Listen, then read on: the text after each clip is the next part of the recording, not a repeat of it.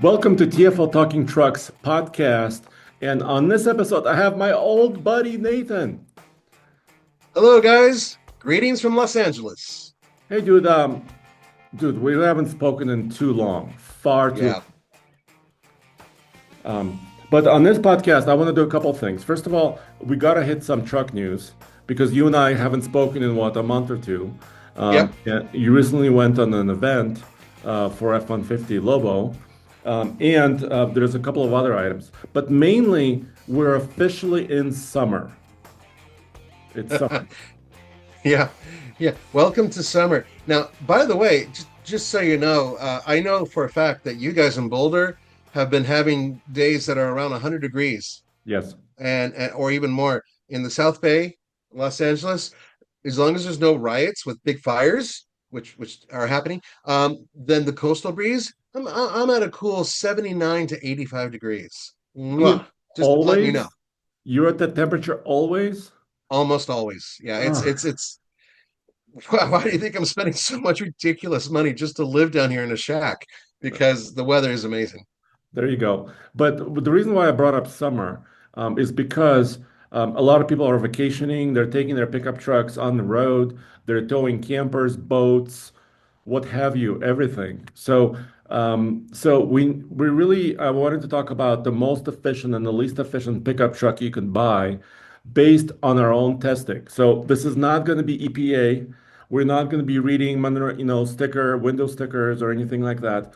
This is based on TFL trucks testing. We do quite a lot of towing tests as well as just empty trucks, just basically brand new pickup trucks on our Denver 100 loop, which is toll road or all the way around Denver, Colorado.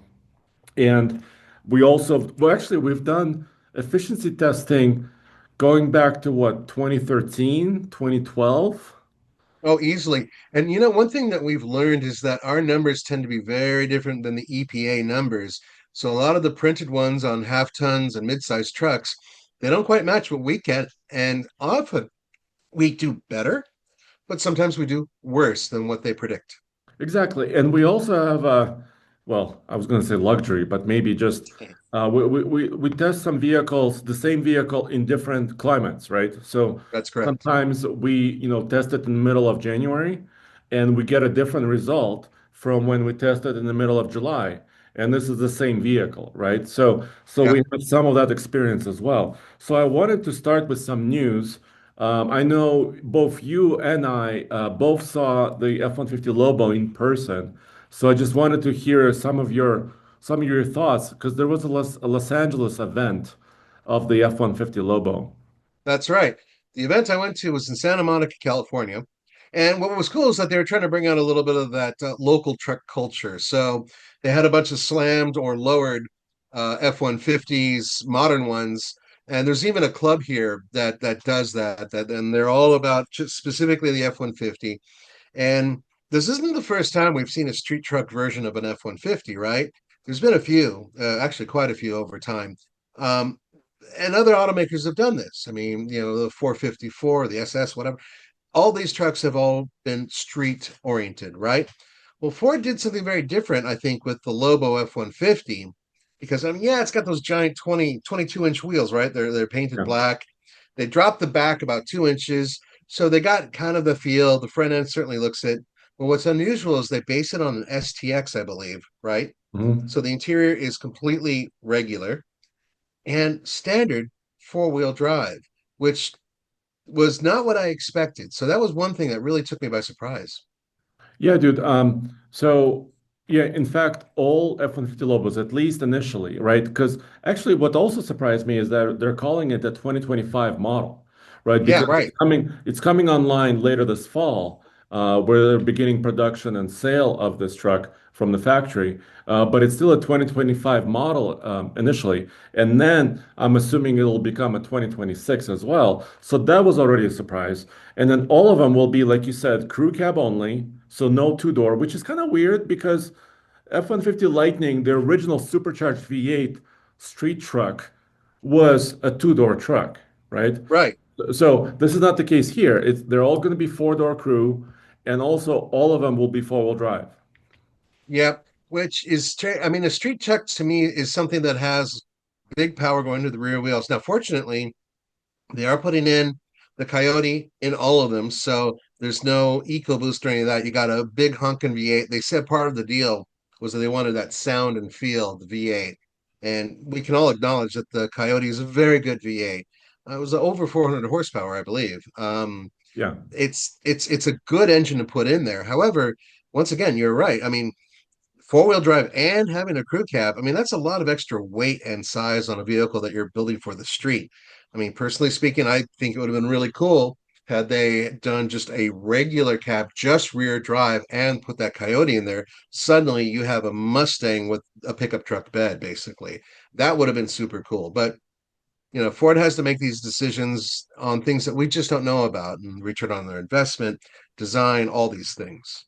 Well, yeah, I mean, obviously, we can't completely get into their heads because, they have all the data in front of them, Right. where certain trucks are sold, et cetera, and what customers really appreciate, what they don't like. So, of course, they're looking at all those pieces of data, and you and I don't have access to some of this. So, but what surprised me a little bit, and I was a little bit bummed, and I wanted to ask you about this, is that Sure. the V8 that's in it, the 5 liter, is just a standard V8 you can get in other F-150s.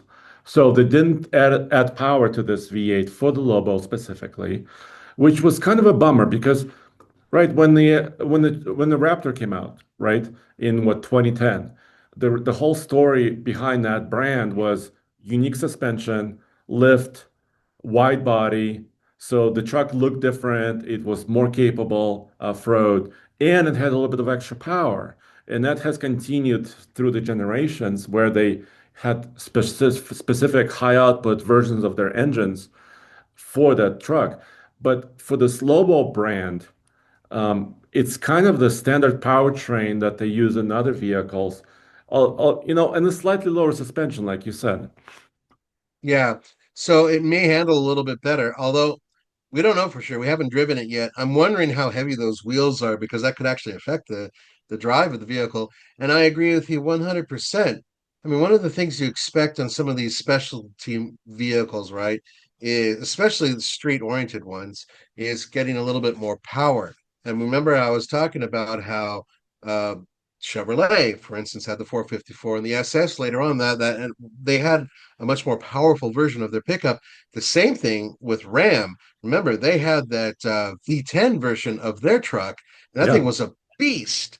Two SRTs. different generations. Yeah, I mean, just a monster. Yeah. Now, obviously, Ford is trying to probably keep this thing affordable. That's my guess.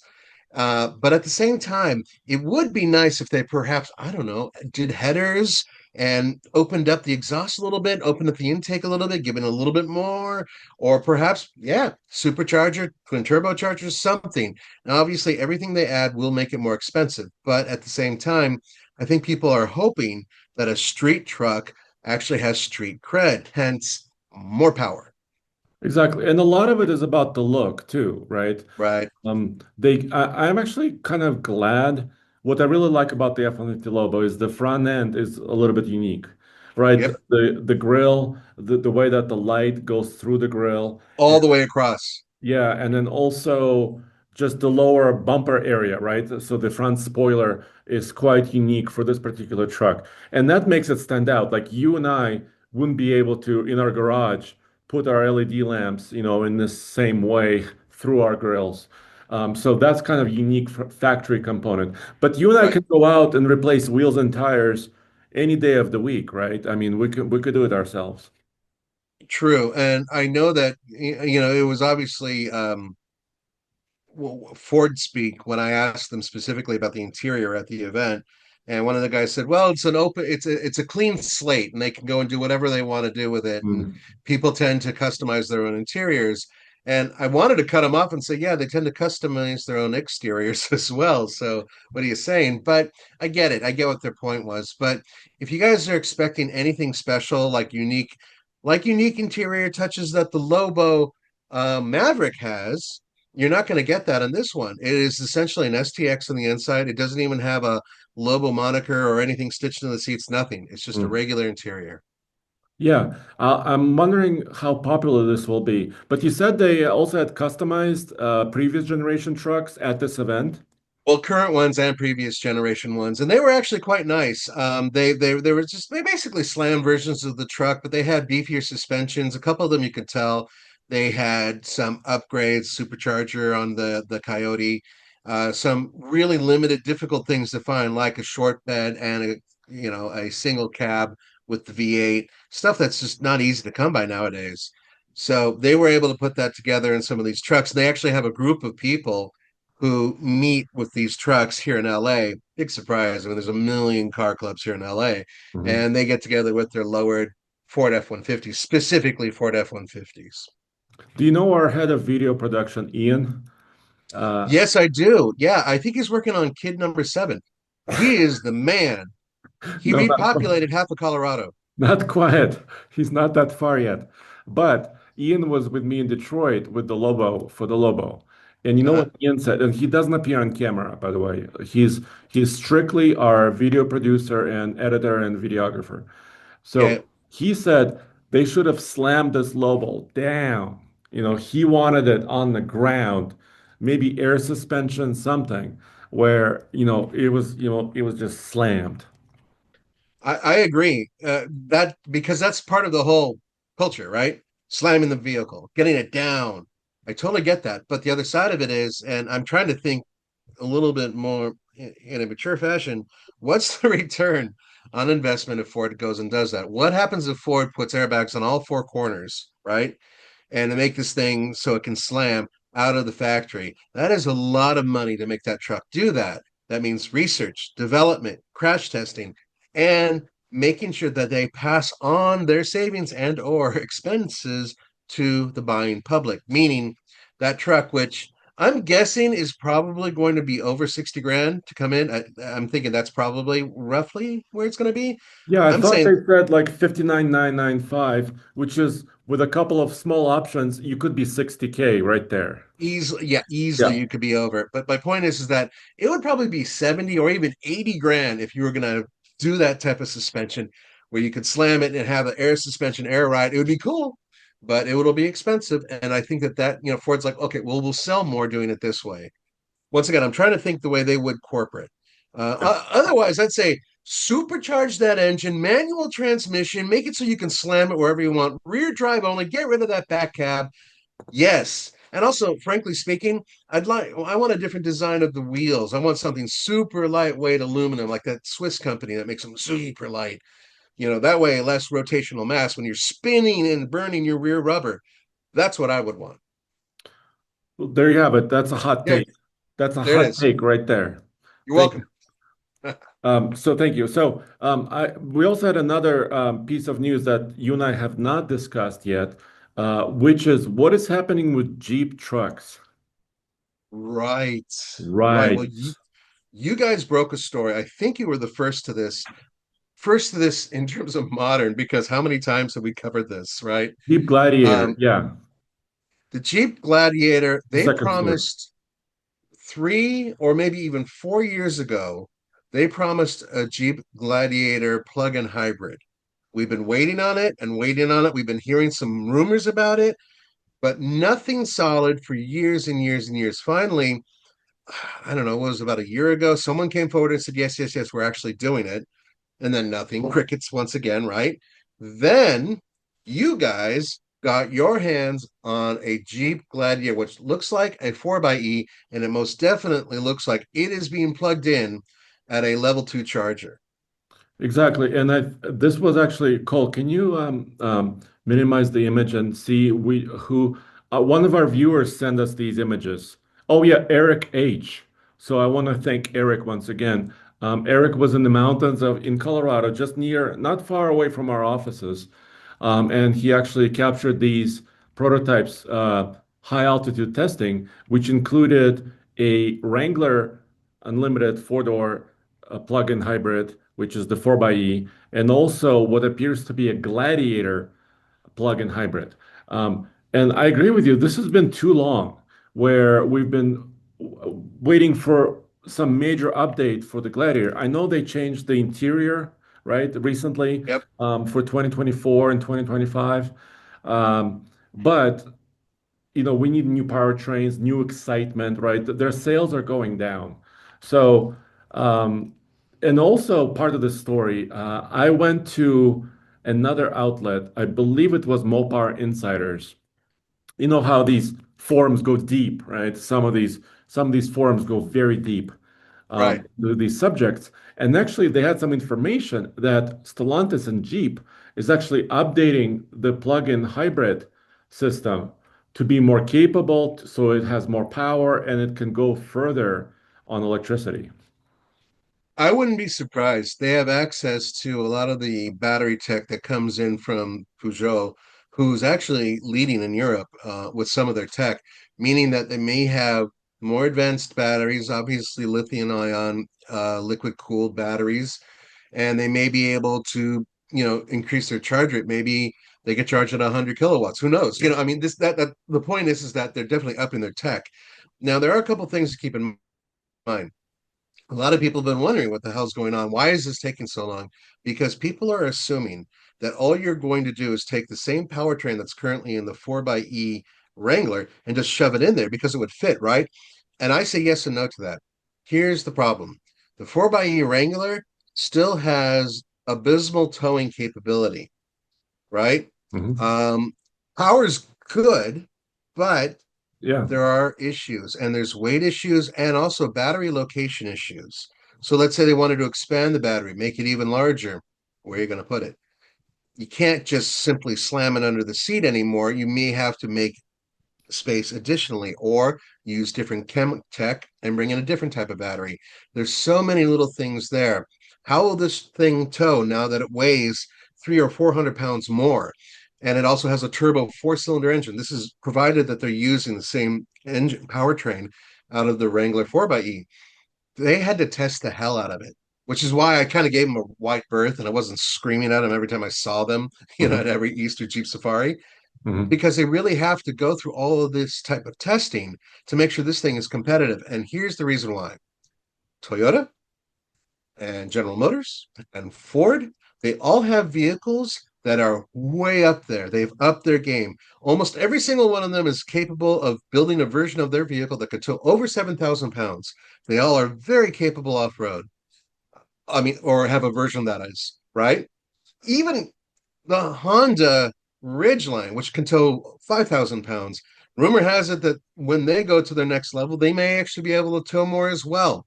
Jeep cannot afford to fall behind right now on their 4xe powertrain. So my guess is they're trying to look at the tea leaves and say, okay, in the future, we need a truck that is far more capable and can deliver comparable, if not better performance, especially with fuel mileage, than these other trucks, and somehow try to keep the pricing acceptable.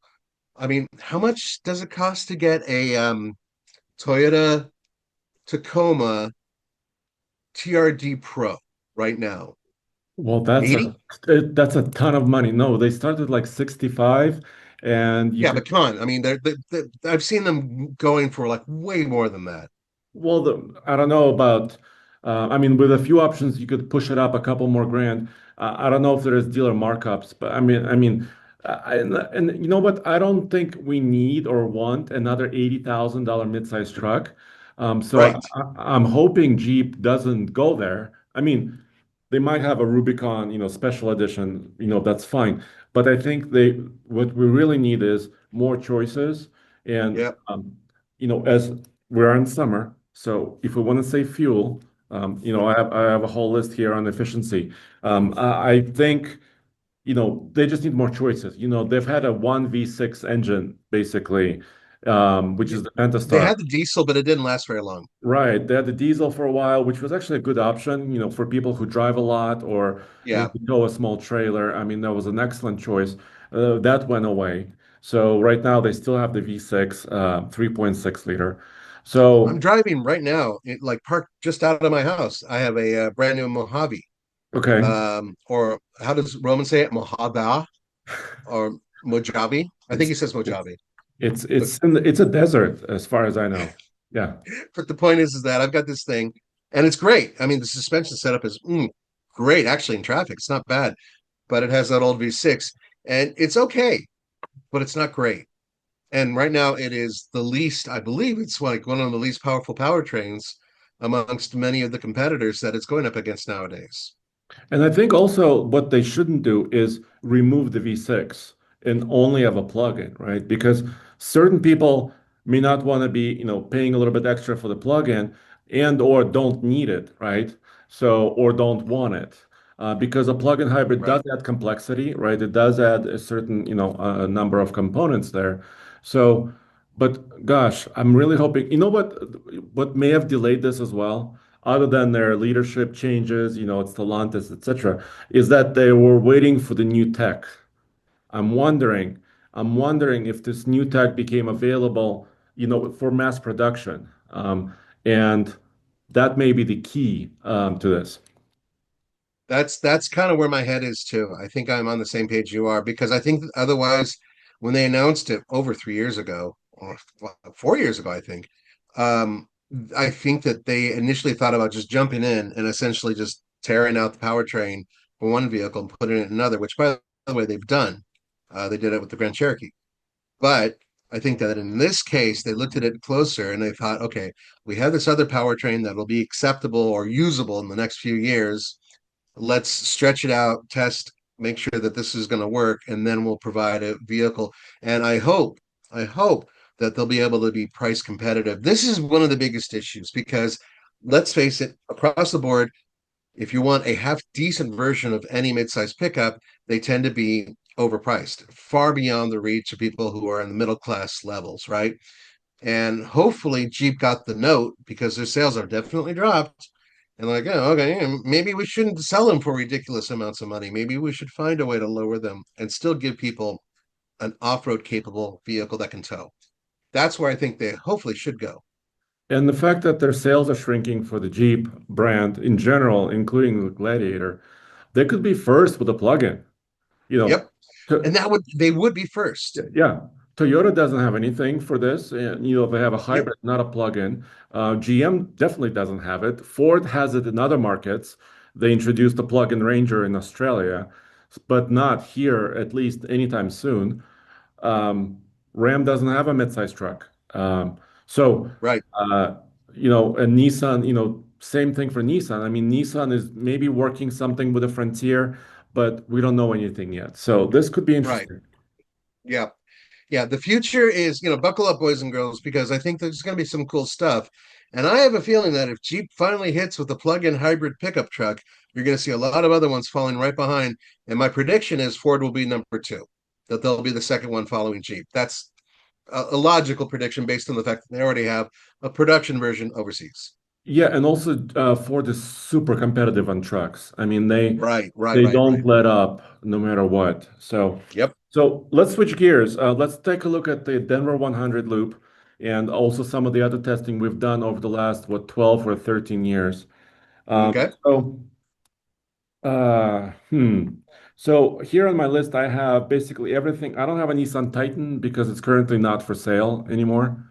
Yeah, So I'd say we should leave it off the list. yeah, but you know what? We could start with the Toyota Tundra. How about that? Okay. Because recently, Roman and I, we did a loop when we're basically it's 111 miles around Denver, mostly highway. And I know a lot of viewers and listeners probably want also city loops. And we've done a certain number of those too, but it's hard to productionalize those loops because they depend on traffic, they depend on many different elements. So we kind Yep. of like doing a highway loop. And I think Cole, we have a video. Yeah, this one, number 17, where we tested a V8 Tundra, which is the one I purchased, versus a new twin turbo V6 Tundra. And we found some interesting results. Well, first of all, we knew that the V6 is going to be more efficient, right? Um, Right. we just didn't know by how much. But here's what surprised me, dude. Uh, I have a 2019 TRD Pro. A lot of viewers and listeners may already know this. It's got a, slightly taller suspension, and this was in factory spec, other than my ridiculous snorkel, right? Uh, So I got I was very pleased. I got 18.9 MPG on the highway. Almost nine. That's pretty Yes, that's pretty close to what the manufacturer's stats are on a stock truck. Am I correct? like not lifted one. So Yeah. I was, it must have been my snorkel doing an amazing job of, providing ultimate efficiency. No, I'm kidding. Right. I'm kidding, Yeah. of course. But still, the new Tundra had one of those, removable, movable chins where it Yeah. had that spoiler that comes out at speed. So it has all the latest tech. I think it's a little bit lighter than the older Tundra. So it had so much going for it, including a little bit more street bias tires, the one we tested. It was a Tier D Rally edition, which was not really an off-roady model, right? Just a little bit of a dressed up kind of a four-wheel drive vehicle. Um, and that got 22.6. Does this have the more powerful hybrid system or the less powerful one? Because it's weird with the Yeah, no, rally. this I don't one know. was not a hybrid. This Oh, was so this was the regular twin turbocharged V6 non-hybrid. Yeah, exactly. Ah, So okay. the V6 non-hybrid Tundra got 22.6 and my old truck got 18.9. So I think for both of them, those were reasonably good numbers, considering Yeah, everything else considered. yeah, I would agree. I would agree 100%. I'm actually kind of shocked, to be honest with you. But I wanted to look at this more because we did also a loop, including the new Hurricane engine, right? Hmm. The new Ram 1500. And initially, it kind of disappointed us because if you remember, the first truck we had was the Rebel, which Yeah, was, the off-roady version. And we didn't do so good with the new Hurricane in the Rebel because you and I got 17.2 mpg on our highway loop, right. which was quite poor. I But mean, your Tundra beat it. That's saying a lot right there. I know, and here's like the two-edged sword of the new turbo truck, right? No matter what the brand is, you get a lot of horsepower and torque, right? But the other side is when you're using all that horsepower and torque, you're burning so much fuel. So including bigger tires, different rear axle. But then Case and I went out and tested a non-Rebel 1500 Hurricane. So the same engine basically, but in more street-worthy truck on the same Yeah. loop, and we got 23 mpg using that truck. I mean, I know Case is probably 100 pounds lighter than me, but come on, right? I mean, No, frankly, I think he is nearly. I don't think that was the deciding factor here. No. I don't think so either. That's my point. I Okay. guess just being slightly lower with better tires, really, that and a little less drag makes a huge difference. Now that is competitive, right? So, Yeah, and that kind of goes almost across the board. So, like we said, Tundra Turbo V6, 22.6. Ram 1500 turbo engine, 23. We tested that EcoBoost F-150 basically in the same video with 23.7 MPG. So all of these trucks kind of settled at kind of a similar number, right. which was pretty good. So I would consider 23 MPG for a full-size pickup with a V6 turbo or a straight six turbo. I would consider that quite good. I agree 100%. It's surprising what a difference there is. But none of them can hold a candle to the baby Duramax, or I mean the 3-liter Duramax. I think that's one of our favorite engines. I think you would agree that in almost everything they put it in, they get great torque and amazing mileage out of, or at least really good range. Yeah, and actually, Cole, we've tested a couple of different Duramaxes. I think we have another video where Nathan and I tested Denali version, which is if you keep scrolling, basically what we're doing is we're looking at our playlist on YouTube called the Denver 100 MPG test. And if you're listening or if you want to know more information about it, it was the MPG Killer video number 22. If you're listening and you want to know more, just look up TFL Truck on YouTube. check out the Denver 100 MPG playlist, or there is also one called Towing Highway MPG playlist. So look at those two, and I will even allow Nathan people to fast forward to the end.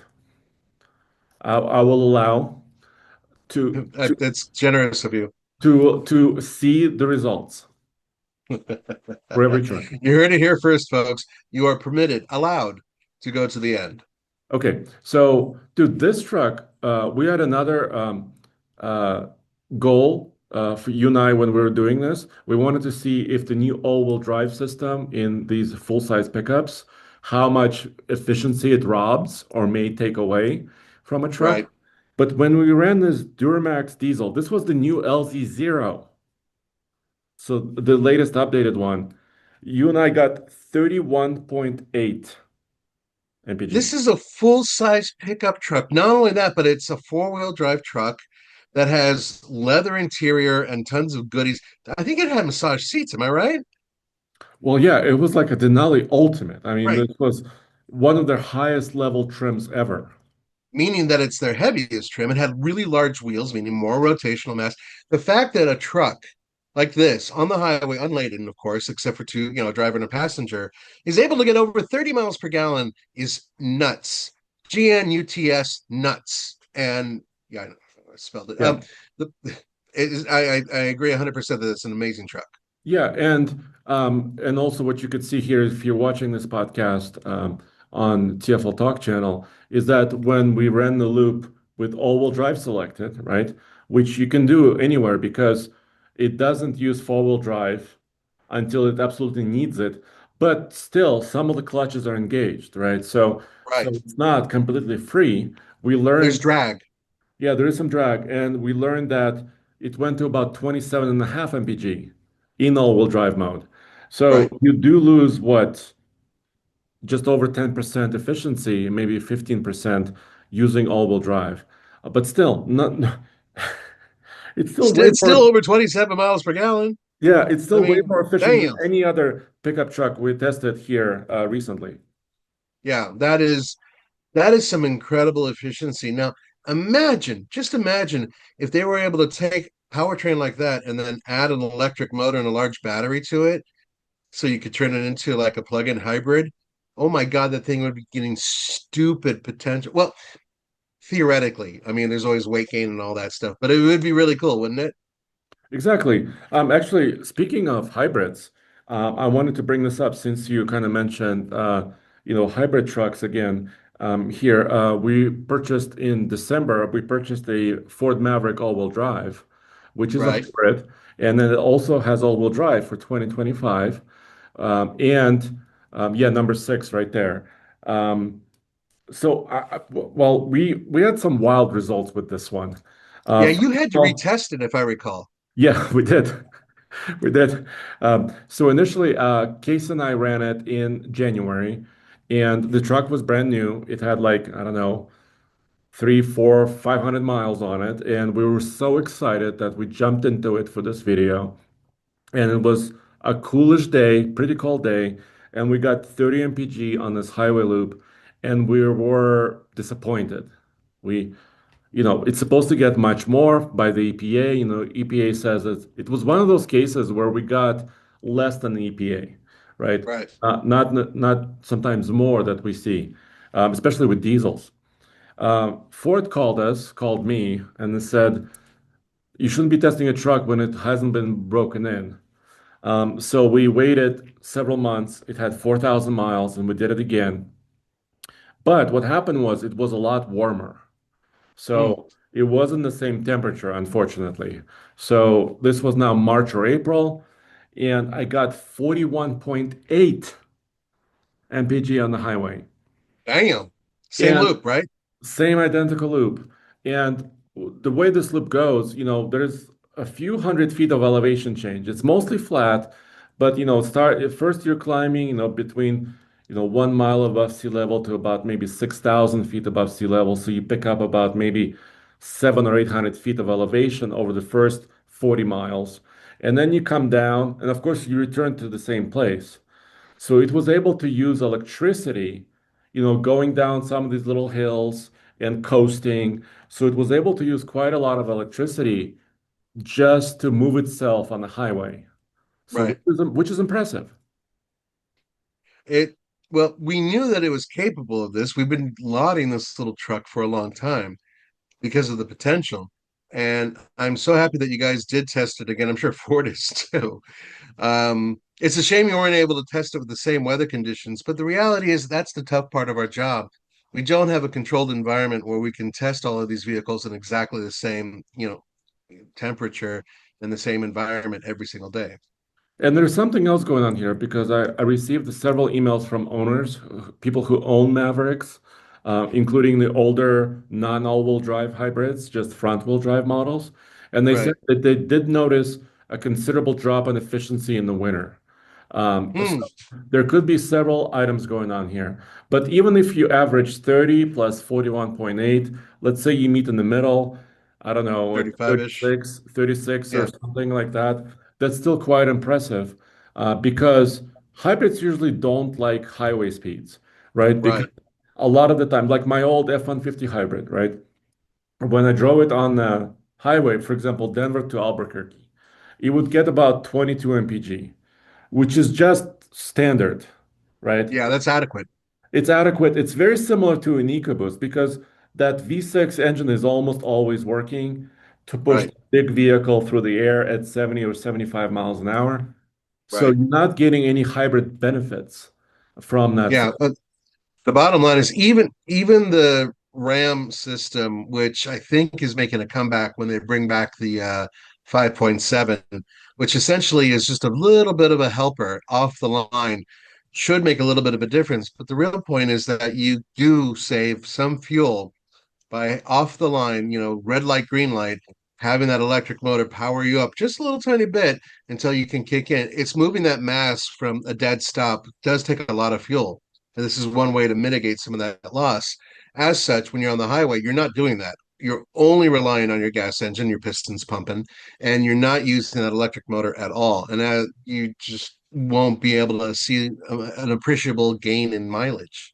Exactly. And like my F-150 hybrid was quite good in the city. Like you mentioned, stop and go. Hybrids really love that type of driving because they can recoup some energy on the slowdown and Right. then, help you accelerate initially and kind of bring you up. Um, so I remember in my F-150, I saw something like 26 mpg in the Hmm. city, which is quite impressive for a bigger truck. Yeah. And then our producer and editor, Mary, drove our Maverick hybrid, commuted in it, basically. She has a long commute. I think she drove almost 400 miles in a week. So Oh, that's a pretty sizable commute. And yeah. she saw 46 mpg. Uh, Damn. 46. She did not verify it at the pump, but nonetheless, if it was close to that, that's still a very impressive commuting-based pickup. I would agree. Look, we've all agreed that the Ford Maverick, it was a dash of genius for them to make it a hybrid right out of the box when it first came out. It's a real shame that they didn't maintain the really inexpensive pricing of it, but it's still fairly inexpensive. And there's a lot of people out there who are discovering it. I mean, their sales are still looking pretty good, right? Yeah. It's not like, the Maverick sales fell down. I mean, I think they're more constrained by some of the production. It is built in Mexico, right? Right. So it's partially either some sort of factory limitations or maybe some of the The tariff tariff stuff. and Yeah. something else that's happening right now. But I think the demand is still there. It's still a highly popular truck, little pickup, I should say. Sometimes people hate when I say truck when I refer Yeah, I to try to say something pickup small. instead of just saying truck because God forbid, and people yell. Yeah, But yeah. We don't want that. So, But um, we've proven that it's a capable vehicle, right? mhm. And for those people who don't need the hardcore off-road capability of, let's say, a Ford Ranger Raptor or, Tremor, then this is a pretty solid or logical option, I think. Yeah. Cole, let's switch up to heavy duties really quick because we were able to do something quite good, quite impressive, and I'm kind of tooting my own horn here, where we had three trucks with identical trailers, dude. This was, you've done two trucks with identical trailers with us, but Oh I yeah, wanted to step it up just a little bit. Yeah, this one, where we had three basically identical trailers. They didn't weigh a heck of a lot, but I think it didn't matter because it's the aerodynamics of it, right? So these yeah, the are, drag that's created. yeah, the very large box trailers, which are some of the hardest to tow because it's like dragging a billboard around with you, Hmm. basically. And we had the new Power Stroke V8 Super Duty. We had the new Cummins 8-speed Ram Heavy Duty. We had the new Duramax in our long-term tester Silverado Heavy Duty. So all the basically very competitive, comparable trucks. Yeah, the Ford had a lot more options on it, so it was a little bit more fancy and more expensive. But nonetheless, actually, the Ram was also quite expensive. This model was the heavy-duty Rebel edition, which was also the off-roady version. The Ford was the Tremor, and the Chevy was the Trail Boss. So we had three Right. diesel off-roady trucks, off-road models, and we had basically identical trailers, same day. Tommy, Case, the rest of the team was helping out. So we were able to do quite an amazing towing heavy-duty test on our MPG loop. Do you have any guesses who was the worst? So this was the Ram. Now these were heavy duties, right? Yeah, and the Ram is the new Cummins V 8-speed. Okay. Yeah, So so it's a that's new the new Cummins. Cummins. It's the new Cummins, which are now all high output. They're all 430 horsepower. Then the Ford was also the high output Ford. That's a 500 horsepower Power Stroke V8. And then, of course, GM has, well, right now, one power option, right? They don't call it high output. It's just a single engine. And that is the 470 horsepower version of the Chevy. I'm So gonna guess that normally GM's good about efficiency, but I think that they may have dropped off. So I'm gonna say that GM is on the bottom. you nailed it. Actually, I was surprised by this as well because our GM Duramax unladen was one of the best heavy duties we recently tested. It got Right. 20.4 MPG on our loop, 20.4. With a trailer, which was almost 5,000 pounds, but a big, giant box trailer, 12 MPG. So it was, well, not quite half of what an unladen truck does. And Right. that's kind of typical, right? As soon as you hook up to a trailer, especially a large trailer like that, you can almost half your efficiency, right? It Right. goes in half almost right away.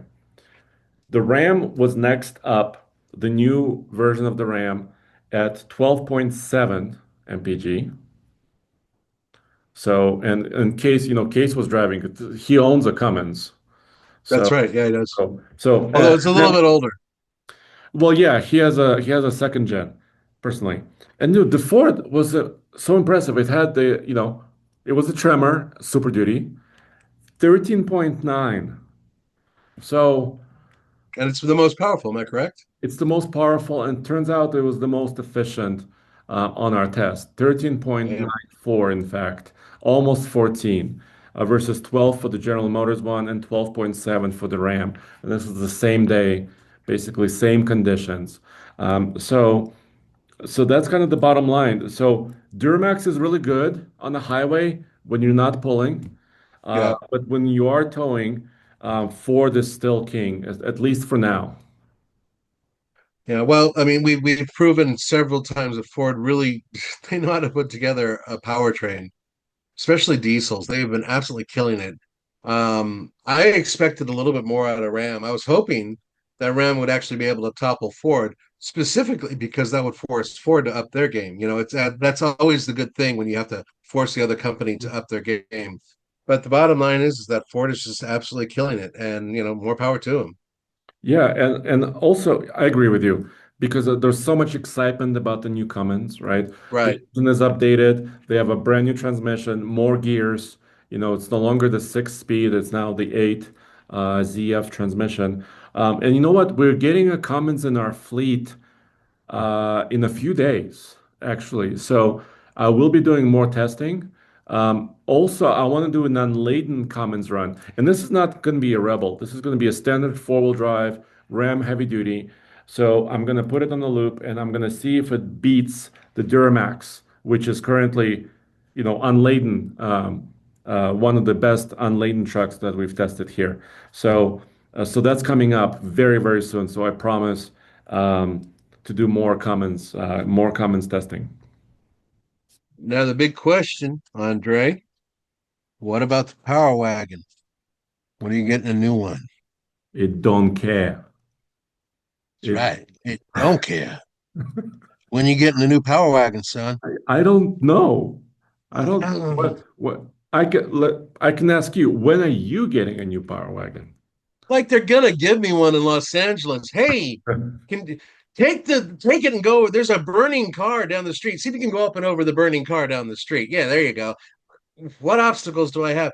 I have to drive an hour minimum in any particular direction to find some sort of off-roading, and even that's not so great. For proper power wagon off-roading, you have to be in the Rocky Mountains anyway. That's where you do it. You guys know that. I know that. Ram knows that. So you'd be happy to know that recently, this was a couple months ago, maybe less. One of our viewers brought a modified Power Wagon. You Mm-hmm. would have loved this thing. It was lifted with Carly suspension. It had 37s, but Oh, you did a still, video on this. yeah, we did. Yeah, yeah, It was the white color. It was the white one. yeah. Um, you should have been there, dude, because this truck was properly modified. It wasn't a joke, and it didn't care. I mean, we went over ironclads as if it was a highway. Some of these obstacles are pretty jagged and very large rocks. And this Power Wagon, it had a camper on the back too, a small shell on the back. Not a full-size truck camper, but a slightly smaller one. Right. Oh, you know what Ram needs to do? Hmm. Here you can see video. If you're watching us, Cole is playing a little bit of a video of this Power Wagon. Ram needs to redesign the Power Wagon properly. Well, yes. Well, it's been around in this current form for what, 12 years, 14 years? I don't even I know. mean, okay, yes, yes, it has. They've updated the external components, and they've changed around the transmission. Right, I think it was a 6 speed, and then it went to an 8 speed. Yes. Unfortunately, they got rid of the any form of column shifter, and now it's like a dial, unless they brought back some sort of shifter, which I really wish they would.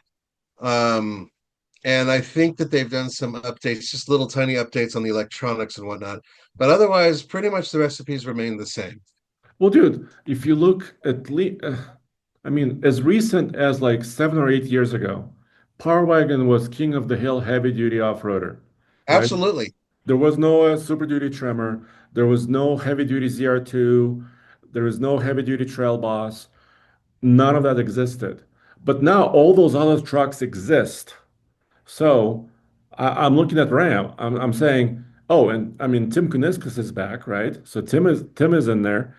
That's kind of where I was hoping this would go because with Tim Kuniskis coming back, he said Hemis are coming back. And the scuttlebutt has it that a lot of these Hemis are going to be redone, so they'll be better. How they could be perhaps more efficient, or burn cleaner, or more power, or all three. Now, the big question is, what about that big Hemi that they've got going on inside the Power Wagon? Right? Maybe Yeah, they're going to update that as well. Maybe finally they'll put a diesel in there. And I know that they have that Rebel diesel heavy duty or whatever. sure. That's not a Yep. power wagon. Sorry, No. it's not. It's missing a few components. So maybe finally they'll say, "Oh, okay. Well, we're going to put a big fat diesel inside a power wagon and make it into a real animal. Make it way more, but whatever." Um, so yes, they need to update it, and they need to do it soon, or else Andre's going to get really angry. I am And already Mr. work. Kaniskas, you better listen to Andre. I'm already getting worked up. I don't know if you've noticed. I can see it. I, I I'm can see it in your face. I'm I starting mean, to sweat out here. they owned the market. They owned the market for a while. It was their market. They were the only ones who were doing it. And now, I mean, Ford and General Motors are really in the game. And I got to be honest with you, recently, I got a chance to drive the GMC Sierra heavy duty AT4X, right? And That's a beefy truck. it's a beefy truck. And this one was actually upfitted by AEV and also the Overland Expo. So it's a special version of that truck. Oh, And okay. I got to play with that for a little while. And so it has a camper in the back and it's just like fully loaded and it has air suspension. That thing was a beast and it was outstanding. It was even with that big heavy diesel, man, that thing was awesome. I really enjoyed driving it. And I kept telling myself, wow, do I like this better than my precious power wagon? And I'm pretty close to saying yes. See? That's the problem. They need to Yes. come back and have a and hit it out of the park yet again. So it's incumbent upon Ram to make that happen. Gosh, I don't know, dude, because there's still, even for 2025, the Ram heavy duties still have the same wheelbase and cab size that they've had for I don't know how many ages. Um, Yeah, and and actually changing the entire truck would be so expensive, right? Because if they did change the frame, if they stretched it slightly to match some of the competitors, if they gave it an updated cab, that would cost money.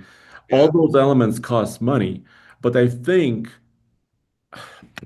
I don't know. I mean, I don't know. Well, let us know in the comments below. Would you want a factory updated Power Wagon on 35s at least 35s, because Ford uses 35s. Um, like you mentioned, some of the AEV trucks and ZR2s are on 35s as well. yeah. So they really need to step up. I agree 100%. And an important note for you guys, one final part on the whole Power Wagon thing is that Ram has supposedly updated their heavy duty trucks already, but that really is an exterior thing. Am I correct? Yeah, it's a grill and it's headlamps. I mean, that's almost it. Yeah. They really do need to go to that next step and be competitive by building the truck frame up that is new and competitive. Now, because they're lagging right now, they're behind in the competition in many ways. So they need to once again jump into it, push, push, push, and make their vehicle competitive, which is great for consumers like us because all those trucks will improve. Absolutely. And yeah, it could be a little bit more expensive. I understand that. But like I Yeah. said, the competition is already came up there. So gotta answer. I want to close out on a couple of items on this podcast. First of all, you and I and the rest of the team, this was what, almost 2 years ago, we did a mid-size comparison where we took five mid-size pickups on the same loop, Denver 100 at the same time. Remember, even Grant, our marketing director, Grant was involved. Yeah, that was about 2 years ago. Yeah, and we've had the new Frontier, Tacoma. This was the new generation turbo Tacoma. We had the latest Ranger. We had the latest Gladiator and a new Honda Ridgeline, all at Yeah. the same time on the same loop, running all of them. Oh, and of course my Colorado too. Yep. Everything. Wait, one, two, three, four, five, six. I forgot how to count. It's Sorry. like sorry, with age, things happen, my friend. That's just how you have to accept it. I What? can't do 21 unless my pants are down. Oh my goodness. Sorry. You know what I was thinking? I was Mm, thinking about we did five mid-sizers on the Ike.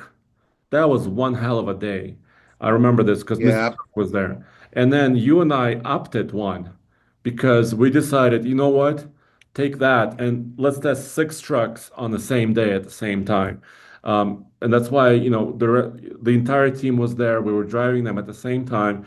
I remember I put Grant in my Chevy Colorado Trail Boss. And he complained, remember, because I had no cruise control in my truck. Yeah, I know. And after your recent requisition of a very similar truck that does have cruise control, I just kept thinking, oh, poor Andre, you're just going to keep getting it for making that mistake. Well, Um, I think it will be on my tombstone potentially. well, No. he forgot cruise control. Yes. Um, But Grant, first of all, so you guys know, Grant first is a member of our team. He's just someone that you rarely get a chance to see, and he has to do a lot, with marketing and what have you. He's also what 6 foot 3 or 4. Yeah, he's a pretty big dude. He's tall, so he's all leg. So imagine when you have super long legs being in a rather tight cab, having to regulate speed when everybody else not only has cruise control, but often has like radar assisted cruise control and lane assist and all that other stuff. And he's walking or driving around in something that is as primitive as a vehicle from the 1920s. So, and I'm sorry, Andre, but that's the facts. I mean, cruise Well, control, is actually a fairly old invention. Um, so the bottom line here is that yes, he had to work as hard as he could. That entire time, it's a long loop. That takes what, 2, 3 hours? it's about 2 hours. Yes. So, and that's not counting gassing up at the end or I, the topping off at the beginning. I really like Grant, right? But I gotta say, I gotta hit him a little bit here because he's an athlete, and I really respect that. He is a rower. He's one of the, I don't know, He champion. runs the Boston Marathon, He does all kinds of which is really just crazy. I don't know insanely, why he doesn't use a scooter with a battery. I don't know. He does a lot of insanely hard athletic things. And he got out of my trail bus after an hour and 55 minutes. And he said his leg was cramping because he was pushing the gas pedal. Come on. He was maintaining the speed, which is why he was cramping. You can't give him crap on that. Come on, that's not even fair. Poor Okay. Grant. All right. All right, let's But let's move on and but wrap this up definitely. but But there was a point to where you're going with this loop I, of ours. there was actually a point I was trying to make, which was as much as people comment and say they hate turbocharged engines and they really hate downsizing and small four-cylinder engines in the midsize truck, Yeah. all of the four-cylinder turbos in our test, we ran 6 trucks at the same time, did really, really well and better than the V6s. For example, Gladiator was a Mojave, like you one you have, 19.7 on our loop that day, MPG. Frontier V6, you and I both love it. Yep. Traditional truck, very, very simple, very nice. 21.8 MPG. But then there was a significant gap because from that to the worst of the turbo trucks, which was my Colorado at 24.4 mpg. Then there was also the Tacoma 26.3, Ranger 26.0, and Ridgeline 26.4. Although that's not really fair because the Ridgeline is really just like a minivan with a bed, right? Okay, you can say that. However, let's face it, the Ridgeline is one of the most efficient mid-sized pickups It out there. was, yeah, it wasn't It as fast. won, and it's not the first time it won either. We've done this before against, I think we did it against the Ford Ranger 4 years back or something, and it Mhm. won there too. So if you want that efficiency and you don't need to tow a lot, and it hauls as much as the other ones, by the way. I really like the Ridgeline.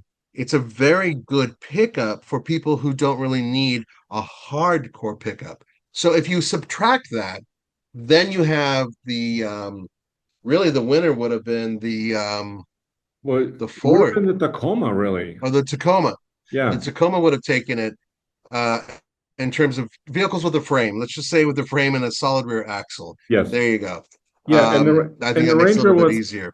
the Ranger and Tacoma were neck and neck. I mean, they're only zero point 0.3 of MPG apart.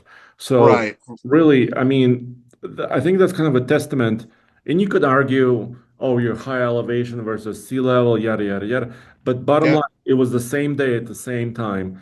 It was Exactly. We followed ass to tail each one, and it was real world conditions. And that's what I was saying earlier when we started this broadcast, is that we come up with the different numbers because we test, well, frankly, differently.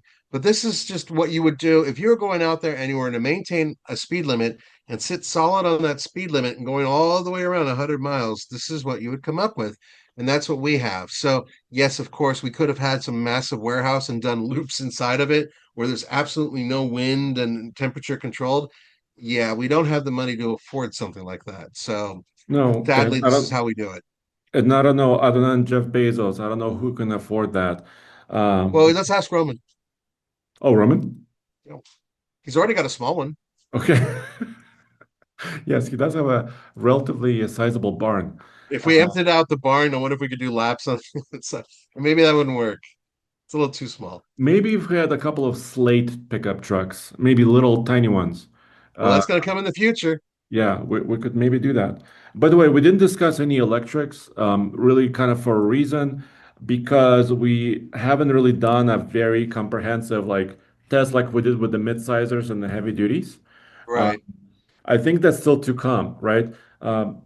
The great thing about all electric trucks is that they recoup energy, right? They're very efficient electric motors that are Yeah. very efficient with the energy they already have, but they suck at recharging, right? Yeah. So, so because of the infrastructure issues or other issues, so we'll be doing more with that in the future. But for now, those are, so I would say if you had to go like 300 miles, let's say, I think an electric truck would work well. But if you have to go 400 miles and you have to recharge in the middle of that trip, now that makes that trip a lot more difficult, really. Makes it longer, and plus you have to find charges because the infrastructure's still not quite there. I will say this, I think that that type of testing, Andre, you should definitely do when Ram finally introduces a couple of their electric ones. It sounds like they may only bring out the Ram Charger, Hmm. right? Yeah. Um, which is essentially a plug-in hybrid, Range extender. Yeah, yeah, yeah. yeah, range extender. But still, I think that would be worth trying at the very least and measure that against what Chevrolet has. I wouldn't bother with the Hummer because, frankly speaking, that's just a whole different vehicle. And we've done it several times. And then, of course, the Ford Lightning, which I hear rumors that they're going to update its powertrain. Yeah, and I think that timeline is still a couple years out for the Yeah, Lightning, right? I think the Ram Charger range extended truck, they said now Q1 of 2026. So that's still what, I don't know, 9 months away, maybe or so, so to speak. Um, So you're right. I think next year, as soon as the Ram Charger arrives, there'll be a lot more Chevy electric Silverados. Of course, maybe still an older Lightning, who knows? So yep. yeah, we'll be doing more testing with that. That sounds like a worthwhile test. Yeah. All right, dude. Well, thanks for joining me on this episode of TFL Talking Trucks. This is episode 285. And also thanks for providing all of your, videos that you sent to us. And you're appearing in multiple channels, what EV now, what Car others? sometimes, now talk, as well. Yeah. Yeah, so if you're curious, guys, I'm still here with TFL. I do a little bit, it's more limited because I'm working with other people as well. But the thing is that a couple videos per month are still going to TFL. I'm still part of the team, and they'll you guys will be seeing more of me in the future, and it's not because I'm gaining weight. That's good to know. Also, are you planning any trips to Colorado by chance, anytime in the future? Yeah, there's a couple possibilities. We have been discussing, Roman and I have been discussing possibly coming out there in fall for another one of your misadventure videos where we buy something used and freaky, which I love doing. I also happen to have a child who lives out there who will be graduating college in May. And so I'll have to go out for that. And then before then, I'll probably come out for an event or two as well. So, yeah, guys, I mean, I'll definitely be out there for some stuff. This whole LA thing is part of like a larger thing where I'm still doing TFL videos, and there's some new ones that'll be coming up in the future too. Some really cool things. Try not to think of it about four wheels, maybe think three wheels, and then you're kind of in the right territory. What? I Okay, can't say anymore. I can't wait. Yeah, yeah, yeah, dude, I want to see it. And I also promise that I will come out and see you and Motorman Oh and yeah, anywhere, anybody else who's around in Los Angeles area. we'll do the La Vida Loca, my friend, because this is the proper place to be. You won't want to leave when we're done with you. Actually, I felt terrible because I was flying through Los Angeles and I only had like an hour and a half or something of time layover. Couldn't make it out to you guys. I really We apologize. would have totally driven out too. We would have driven out and then kidnapped you and then prevented you from getting your extended flight or making your next gate and brought you over and like had party time. And then you would have called Roman and said, my plane broke. And he would have Yeah. said, no, it didn't. And you said, yeah. And Nathan saved me. And then we would have put you back on partially sober onto your next flight and you would have gone home. Everything would have been great. But no. So next time you will make time. There you go. All right, guys. Thanks for joining us. Everybody And take care. now you know what truck to buy because it's the most efficient. Now you know. All Now right, you know. appreciate it, and we'll see you next time. Thank you very much. Adios.